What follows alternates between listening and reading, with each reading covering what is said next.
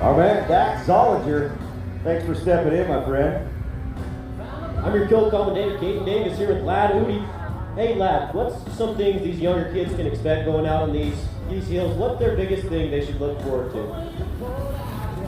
You know, when you get to a hill climb like Afton, you really don't know what to expect.